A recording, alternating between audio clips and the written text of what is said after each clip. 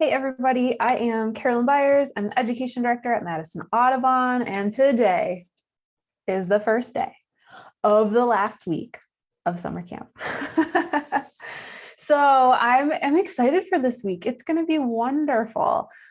Week 1 was all about sight. Week 2 was all about our sense of smell, or maybe that was week 3. There's also a week about hearing. And then now we're on animal superheroes this week. So these are animals that have senses that are maybe so different from ours that we can't really imagine what it would be like to, I don't know, have a sense like that. I think it's amazing to think about how many different ways there are to interact with our world, right? That's awesome.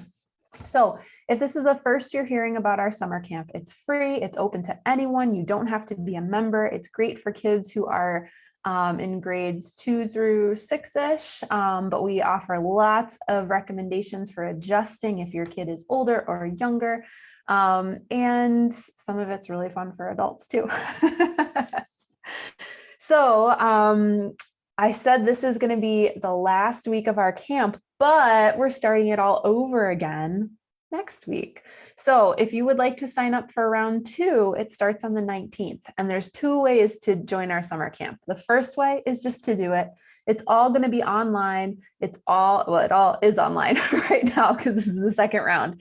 It's all available. And it's kind of a go at your own pace, choose your own adventure. We offer a ton of options and you can pick the activities you like and skip the ones you don't like. It's great. So that's the first option. You don't have to sign up for anything. You just do what you like. Option 2 is to become a super explorer. And if you do that, you do need to sign up, but it's still free. It's still open for anyone. And if you sign up, you get a really cool Super Explorers kit, which has our Madison Audubon field guides in it and some other cool ID sheets like the mammal track and the scat ID. I love some poop and footprints. And you also get to hang out with me and Milka on Flipgrid, which is a great place to share stories. So if you have questions about signing up, toss them in the comments. I'm going to put a link there too when I'm all done here. And what else was I going to say about that? I forget. Let me know if you have questions. I'll put links in. And if you are in camp this week, also say hi in the comments. I really want to see all of you and hear your nature stories. Does anybody have a nature story to share? Type it in the comments. I would love to hear them. Let me see. I'm going to try and think of a nature story. I've been getting out a little bit more lately than I have been in the past. I've been a little busy this summer. Let's see. I was out last week and I did a walk around Tiedemann and Stricker's Pond. They are both in Middleton near where I live. And I walked around both of them all at one time. So it took like 2.5 hours. It was a lot of fun to be outside for that long. But one thing I really loved was there was this little green heron, and green herons are maybe about this big because they like to stand with their neck in. And they have nice orange legs and they kind of have shorter wings than I would expect. But this heron, it seemed like it was following us. And I mean, I'm pretty sure it's not, but it was cool. We started at one side of the pond and then we saw it and then we kept walking and it flew over us towards where we were headed. And then when we got there, we saw it again. And then that happened again. It was like we were playing leapfrog with this heron. It was so fun. So it was really nice to get to see it a few times in a row and not just, one quick sighting. I always love when I get to see animals for a little bit longer than I'd expect. So I'm going to peek at the Facebook comments to see if anybody is sharing stories. None yet, and that's okay. That's okay. So let's see, what do I want to talk about today? So week 4, I said, was all about animal superheroes. And I was looking at our activities and not so many of them are going to be great for online right now, but there are so many things to talk about. We are going to cover ants that have super strength. It's not really a sense, but it's something cool that they can do. Super strength, and we're going to figure out what we could lift if we were ants. I could lift a lot. We're going to talk about blubber and how animals in very cold places put on layers of fat that help them stay warm in really cool places. Cool, both like really cold and also like, oh, cool. We're going to talk about snakes and how they have a forked tongue and how that helps them smell better. And they have a really cool organ called a Jacobson's organ, up on the roof of their mouth. And that helps them smell too. It's sort of it's smell adjacent. We're going to talk about prairie dogs and how they have words and kind of a language. Usually we think about animals just making noises and having, noises that sound angry or noises that sound like come here, or noises that say feed me. But prairie dogs have words for different predators, and the prairie dogs in the colony will act differently depending on what the scout prairie dog, the watch out prairie dog says. They might say coyote, they might say snake. So that's pretty awesome. And my favorite thing is unihemispheric sleep. I'm going to say it again really slowly, and you can say it if you want to too. Unihemispheric sleep. So hemisphere means side, and it's all talking about your brain. So brains have two sides to them, your right and your left side. And the right side of your brain controls the left side of your body, and the left side of your brain controls the right side of your body. So when we're talking about a hemisphere of your brain, we're talking about one half. Unihemispheric sleep means one. So if we're talking about one half of your brain, unihemispheric sleep, what do you think that means? Everybody think for a second. Unihemispheric sleep, one half of your brain sleeping. Are you thinking what I'm thinking? It means that some animals are able to sleep with one half of their brain, and the other half of their brain is able to stay awake and watch for predators or control their flight. So birds that are migrating are able to keep flying, but nap with one half of their brain at a time. I could get so much done if I could, and I would have so much sleep if I could sleep and do things at the same time. It would be amazing. Birds are so cool. Other animals can do it too. We're going to learn so much more about it. So right now, though, I have a little experiment about light, because a lot of what we're talking about, especially on Tuesday, is all about sight and how animals might see the world a little differently. And we're going to be talking about light waves. So if you want to do this experiment with me too, you're going to need a piece of white paper, a glass of water. Don't drink it yet. We need the water in the cup. And you're going to need a light source. I have this. You could also use the light on a smartphone or a flashlight or whatever you've got, okay?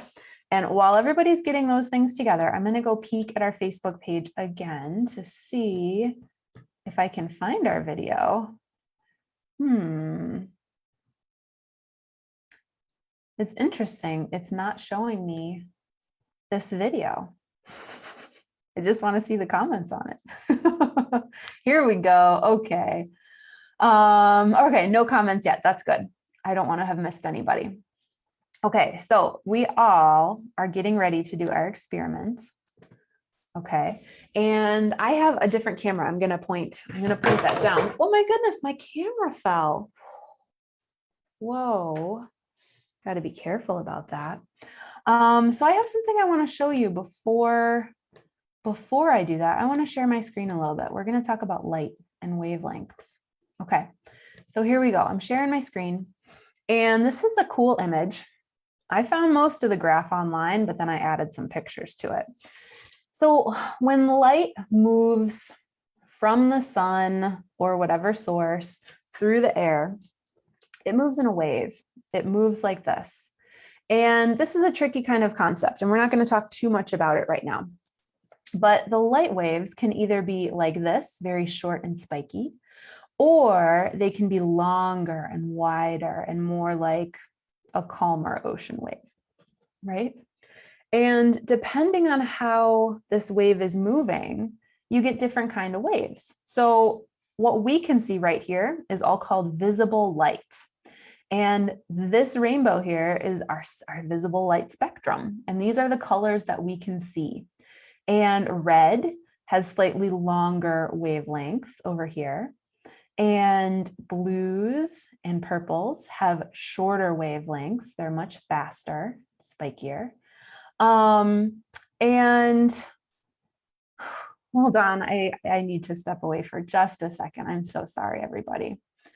I need to pause. And I should stop screen sharing, huh? I'm gonna mute.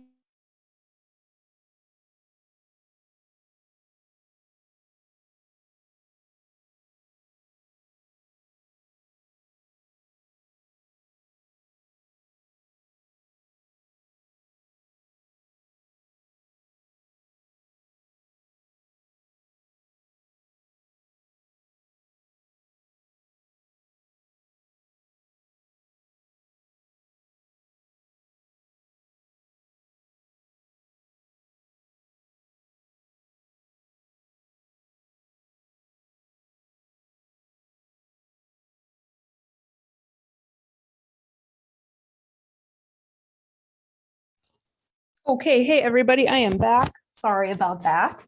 Let's talk more about wavelengths. So let me get my screen sharing back up. Okay, so we were talking about the visible light spectrum here and how depending on whether the waves are further apart or closer together, you either get blue or red light or something in between. And this is where humans can see, right? That's where a lot of animals can see too. But if you move a little bit further on this line and you have wider, longer wavelengths, you get infrared light. And some pit vipers are able to see in this end of the spectrum, which is awesome. And if you move this way along the spectrum, you get closer, shorter waves. And here you have ultraviolet, and insects and birds can see ultraviolet. Amazing. So depending on what kind of animal you're talking about, what kind of eyes they have, they might be able to see a little bit outside of the spectrum that we can see. And then, of course, if you move further on, you get X-rays and gamma rays, and over here you have radio and microwaves. They're much slower, but it's kind of neat to think about how all of these different types of waves are kind of related. They're all connected because it's moving through the air like that.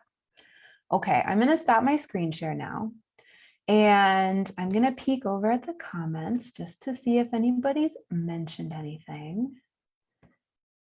And now I'm going to do my experiment. So if you're ready, you got your water, got your paper and your light. All right, I am going to switch my camera view.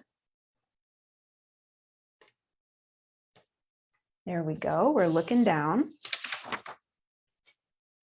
Okay, so what you're going to do is you're going to take your piece of paper and put it on the table. And then you're going to take a cup of water and you're going to set it right at the edge. All right. And you're going to take your light and shine it through the water. Okay. And ooh, it looks very bright. And you're going to wiggle your light around and shine it at different angles. And what we're trying to get is a rainbow. So when white light passes from the air into the water, right? We have light shining in air right here. And then when it gets to the water, it's shining through the water. The visible light, this part here, it bends a little bit. And the different wavelengths bend a little bit differently. And some of those wavelengths bend more than others. So we get different colors. And so depending, oh, I wonder if my camera is going to be able to show this. Can you focus a little better? Yeah. I think it's just going to be too bright. It's flaring. Oh no. So there is a little rainbow right here. Can I change my camera again? Oh, it's too bright.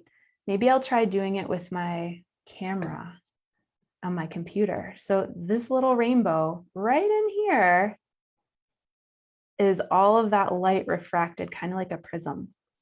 So if you're trying this at home and it's not working, fuss with the angle of that, the angle that you're holding your light at, and try different glasses. Let's do this. Will this show it better? Can you see that little rainbow? No, it's still too bright. It's not catching it. Ooh, cameras are tricky.